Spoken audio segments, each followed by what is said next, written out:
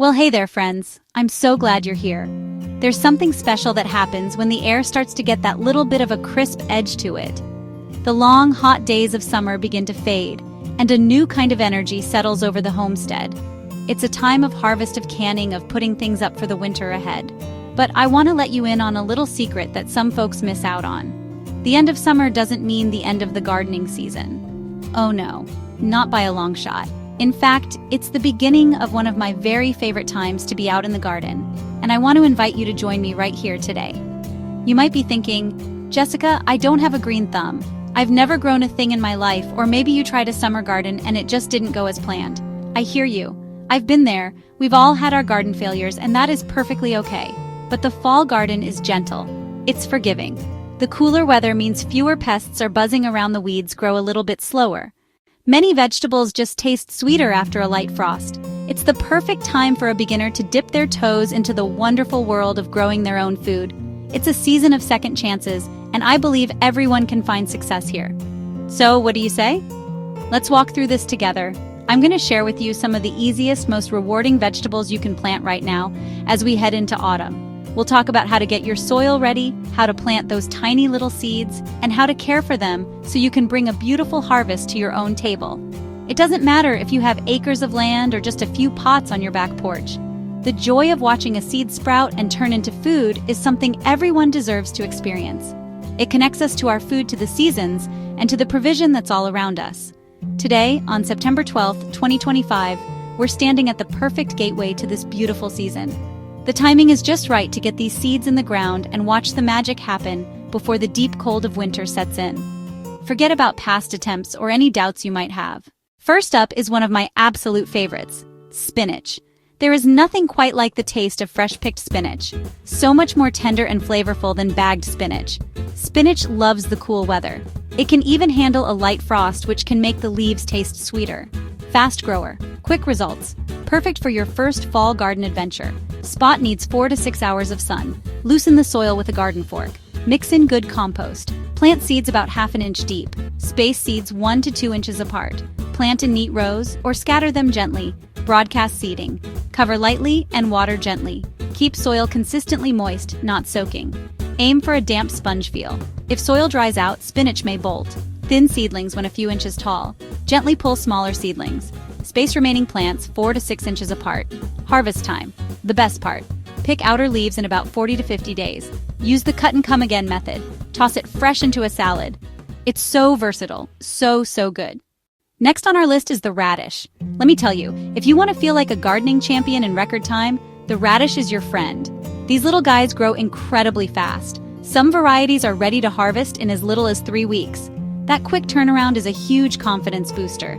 They come in beautiful colors. Red, white, pink, purple, they have a delightful, peppery crunch that is so refreshing. They are one of the simplest things to grow, and they take up very little space. Planting radishes is as easy as can be. Like our spinach, they appreciate a sunny spot and loose, well-draining soil. Tilling and some compost will give them a great start. Make shallow little furrows in your soil, about ½ an inch deep, and space the rows about 1 foot apart if you have the room. Then, sprinkle your tiny radish seeds down the row, aiming for about 1 inch between each seed. Don't stress if they're not perfect. We can fix it later. Lightly cover the seeds with soil. Pat it down gently with your hand, and give it a good drink of water to settle everything in. The key to a perfect radish is consistent watering. If the soil gets too dry, the radishes can become woody or develop a really hot, unpleasant flavor. If they get a sudden flood of water after being dry, they can split open. So your goal is to keep that soil evenly moist throughout their short growing cycle. Oh, kale. This plant is a true superstar in the fall and winter garden. It's incredibly hardy, wonderfully productive, and just beautiful with its frilly leaves, deep green leaves, or purple leaves. Kale gets sweeter after a frost, so it's perfectly suited for the cooler months. It's packed with nutrients. If you want a plant that keeps giving into the cold, sometimes even under a blanket of snow, make room for kale in your garden. It's a reliable provider. Choose a spot with plenty of sunshine and rich soil. Work a generous amount of compost into the bed first. Plant seeds about ½ inch deep. Plant a few seeds every 12 to 18 inches for good germination. When seedlings are a few inches tall with true leaves, snip the weaker ones at the soil line, keeping the strongest. That leaves space and nutrients for the remaining plant to flourish. Caring for kale is straightforward. Keep moisture consistent.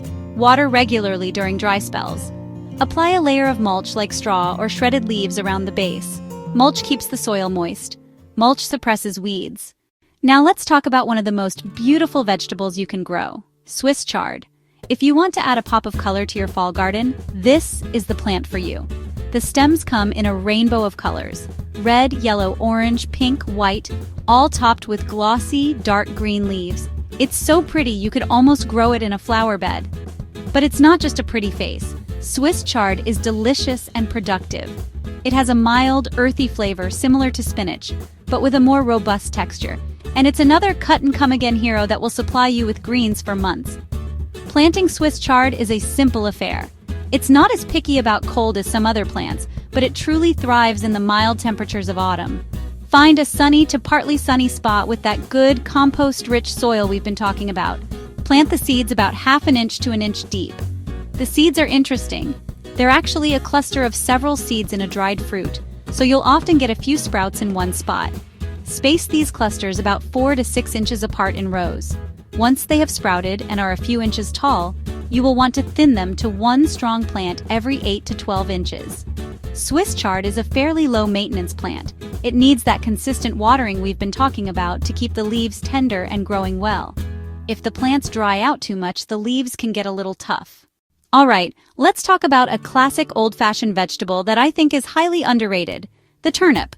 Some people might turn their noses up at turnips, but I'm here to tell you that a homegrown, fall-harvested turnip is a completely different vegetable from the bitter, waxy ones you might find at the store. When grown in cool weather, they develop a wonderfully sweet and earthy flavor. And the best part about growing turnips is that you get 2 harvests from one plant, the sweet, crisp root, the vitamin-packed leafy greens on top. It's an efficient and rewarding crop for any fall garden. Planting turnips is quick and easy. They are a root vegetable, so they absolutely need loose, rock-free soil to be able to form a nice round bulb. Take the time to really loosen up your garden bed and, of course, amend it with some well-rotted compost. Turnips don't like to be transplanted, so you'll want to sow the seeds directly where you want them to grow. Plant the seeds about ½ inch deep, spacing them 1 inch or 2 apart. Once the seedlings are up and have a few leaves, you'll need to thin them to about 4 to 6 inches apart to give those roots plenty of room to swell. Consistent moisture is the secret to a sweet and tender turnip. Last but certainly not least on our list is lettuce. Growing your own lettuce will absolutely spoil you. The flavor and texture of homegrown lettuce are so superior to the bagged stuff. There are so many wonderful varieties to try. Red leaf lettuces, speckled green varieties, buttery Bibb lettuces. For fall gardening, I especially love the loose leaf types. They are another cut-and-come-again crop. Fresh salads for weeks from a single planting. It's an easy and incredibly satisfying crop for any beginner. Pick a spot that gets a decent amount of sun. Lettuce will also appreciate a little afternoon shade in warmer fall climates. Lettuce has very shallow roots, no super deep soil needed. It loves soil rich in organic matter. Mix in some compost to give it a nutrient boost. Seeds are tiny, barely cover them. Sprinkle seeds over the prepared bed, then lightly rake or dust a thin layer of soil. Water gently with a fine spray so you don't wash the tiny seeds away. The most important thing for sweet, tender lettuce is water. Leaves are mostly water. Thirsty plants get bitter and tough. Keep the soil consistently moist. Their shallow roots dry out quickly. Check often. When outer leaves are 4–6 inches long, start picking. Enjoy your harvest right away in a fresh salad. Well, look at that! We've walked through 6 of the easiest and most rewarding vegetables you can possibly grow in the fall. We've talked about spinach, radishes, kale, Swiss chard, turnips, and lettuce.